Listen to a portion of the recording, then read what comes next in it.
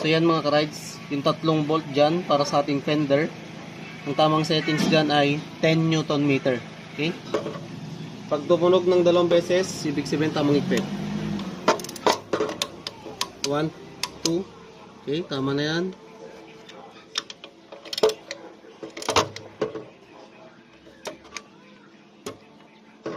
One, two. Last one.